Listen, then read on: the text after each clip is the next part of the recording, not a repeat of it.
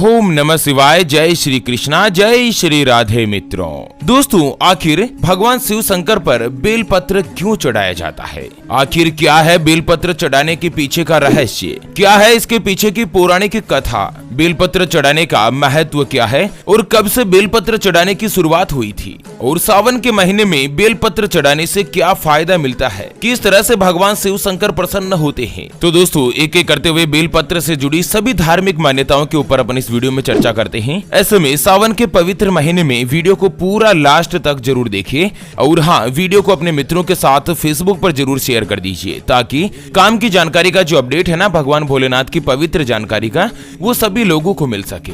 दोस्तों, सावन का पवित्र महीना चल रहा है और इस बार 19 सालों के इतिहास के बाद सावन एक नहीं बल्कि 2 महीनों का होने जा रहा है। और भगवान शिव शंकर के भक्तों के लिए बहुत ही बड़ी खुशखबरी है कि सावन की पूजा करने के लिए उनको इस बार 4 नहीं बल्कि 8 सोमवार का अवसर मिल रहा है। ऐसे में जान लेते हैं बेलपत्र के बारे में। मित्रों, बेलपत्र भगवान शिव शंकर को बहुत ही ज्यादा प्रिय माना जाता है। शिव शंकर के हर एक अनुष्ठान में बेलपत्र का उपयोग होता है। बेलपत्र चढ़ाने से महादेव प्रसन्न होते हैं और भक्तों को कष्ट, बाधा और परेशानियों से मुक्त भी करते हैं। ऐसे भी मान्यता है कि 3 पत्तियों वाला बेलपत्र त्रिदेव, जिसके अंतर्गत ब्रह्मा, विष्णु और महेश का प्रतीक भी है। यह महाकाल के त्रिशूल और त्रिनेत्र का प्रतीक भी माना जाता है। बेलपत्र पवित्र और शीतल होता है। बेलपत्र और जल चढ़ाने से भगवान शिव शंकर का मस्तिष्क ठंडा रहता है। शिवलिंग पर बेलपत्र चढ़ाने से जुड़ी कई सारी मान्यताएं हैं। तो चलिए जान लेते हैं शिवलिंग पर बेलपत्र चढ़ाने के पीछे की आखिर क्या है मान्यता। दोस्तों, वीडियो के नीचे कमेंट बॉक्स में हर हर महादेव लिखते हुए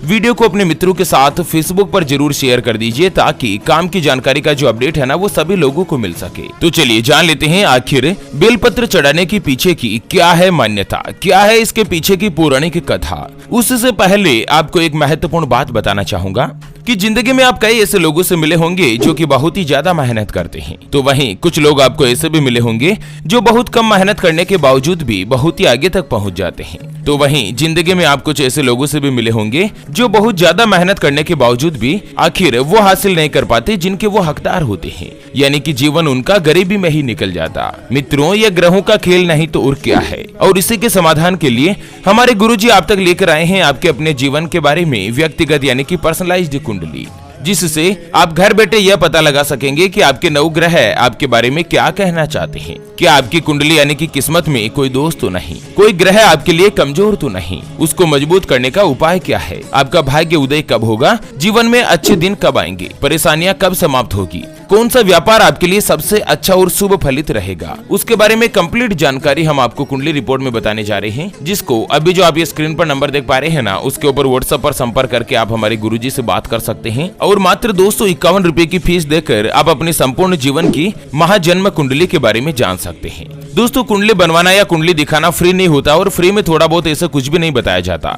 ऐसे में आप फालतू फोन करके अपना स्वयं का और गुरुजी का दोनों का समय खराब मत कीजिए। अगर आपकी कोई भी समस्या है जिसका आप समाधान चाहते हैं, जैसे कि व्यापार में आपको लगातार नुकसान हो रहा है, घर में धन की कमी बनी रहती है, आर्थिक स्थिति खराब चल रही है, या आपके ऊपर कर्ज हो चुका है जिसको आप चुका नहीं पा रहे हैं, आपका विवाह का योग नहीं बन रहा है, बहुत जगहों पर आप रिश्ता देख देख कर आखिर थक चुके हैं, परेशान हो चुके हैं, लेकिन कहीं पर भी कोई भी रिश्ता फाइनल नहीं हो पाता, आपको संतान का सुख नहीं मिल रहा है, बच्चों का पढ़ाई में मन नहीं लगता, यह रिश्ता होकर बार बार टूट जाता है, पति पत्नी के बीच आपस में बनती नहीं है, घर परिवार में लड़ाई झगड़ा बना रहता है, बच्चों का पढ़ाई में मन नहीं लगता, बच्चे लगातार सरकारी नौकरी या किसी अच्छी नौकरी की तलाश कर रहे हैं लेकिन उनको नौकरी नहीं मिल पा रही है। अगर कुछ भी समस्या है तो स्क्रीन पर दिए गए नंबर पर व्हाट्सएप पर संपर्क करके आप हमारे गुरुजी से बात कर सकते हैं और मात्र 251 रुपए की फीस देकर आप अपनी संपूर्ण जीवन की महाजन्म कुंडली के बारे में जान सकते हैं। दोस्तों, सावन का महीना हो या कोई भी शिव त्योहार क्यों ना हो, शिवलिंग पर बेलपत्र, दूध, जल, भस्म, धतूरा, भांग और शहद आदि अर्पित किया जाता है। तो आखिर शिवलिंग पर बेलपत्र ही क्यों चढ़ाते हैं, चलिए जान लेते हैं आज इस प्रश्न के उत्तर के बारे में ही। दोस्तों, बेलपत्र के पीछे की पुराणों के अनुसार एक बहुत ही बड़ी कथा है। जब समुद्र मंथन हुआ था, समुद्र मंथन के बारे में तो आप सभी जानते ही होंगे। एक बार देवता और दानव दोनों के बीच समुद्र मंथन हुआ और इस समुद्र मंथन में अच्छी और बुरी दोनों तरीके की चीजें निकली थी।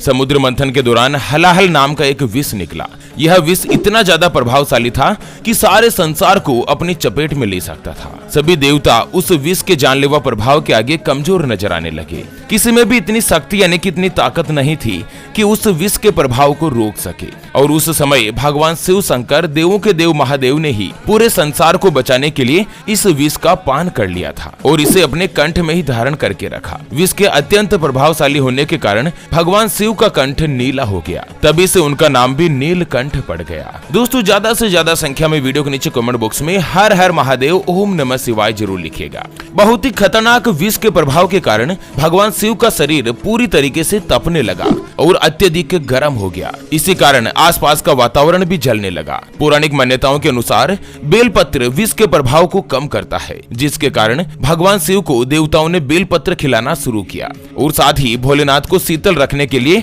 उन पर जल भी अर्पित किया गया, जिससे उनको काफी ज्यादा आराम मिला और उनके शरीर की तपन भी कुछ कम हुई। तभी से भगवान शिव पर बेलपत्र अर्पित करने की परंपरा चली आ रही है, जिसे आज तक निभाया जा रहा है।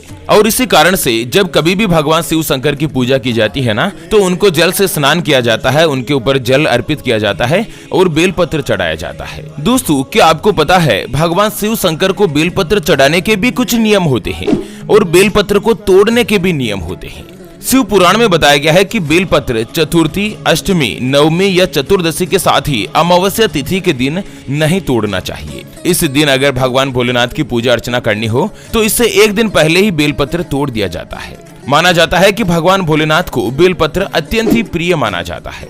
स्कंद पुराण में बताया गया है कि अगर आपको नया बेलपत्र नहीं मिल रहा है तो क्या है ना कि किसी के द्वारा चढ़ाया गया बेलपत्र को आप एक बार फिर से धोकर उसको स्वच्छ करके वापस से ही भगवान शिव शंकर पर चढ़ा सकते हैं या उनका आप प्रयोग कर सकते हैं। जरूरी नहीं है मित्रों कि बेलपत्र नहीं मिल रहा है तो हर बार आप नया बेलपत्र ही लो, क्योंकि बेलपत्र कभी भी अशुद्ध नहीं होता है। उसके अलावा बेलपत्र की कटी फटी पत्तियां भी कभी नहीं चढ़ानी चाहिए, इनको खंडित माना जाता है। बेलपत्र हमेशा पूरा होना चाहिए और 3 पत्तियों का जो बेलपत्र होता है ना, उसको एक ही माना जाता है। बेलपत्र प्रभु महादेव को हमेशा उल्टा चढ़ाया जाता है, मतलब चिकनी सतह की ओर वाला हिस्सा महादेव की मूर्ति से स्पर्श कराते हुए ही बेलपत्र चढ़ाएं।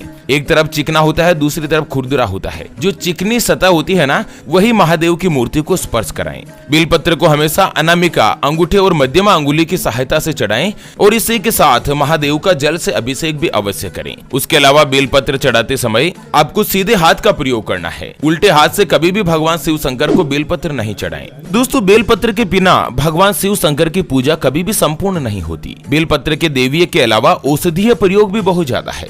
इसके प्रभाव से तमाम बीमारियां गायब की जा सकती है। बेलपत्र के कई अनेक उपाय है, अगर मैं आपको बताऊंगा तो ये वीडियो कभी खत्म ही नहीं होगा। मान लीजिए एक उपाय के बारे में अपन चर्चा करें कि किसी भी लड़की या किसी भी पुरुष का, महिला का, लड़के का, लड़की का विवाह नहीं हो रहा है, विवाह में विलंब आ रहा है, तो क्या करना है, सावन के महीने में किसी भी सोमवार के दिन 108 बेलपत्र लेने हैं। ध्यान से सुनिएगा मित्रों, बहुत ही बड़ा उपाय बता रहा हूँ। शिव पुराण में बताया गया है कि सावन के महीने में किसी भी सोमवार के दिन 108 बेलपत्र लेकर उस पर चंदन से या तो श्री राम लिखें या ओम नमः शिवाय लिखते हुए शिवलिंग पर चढ़ाते जाएं।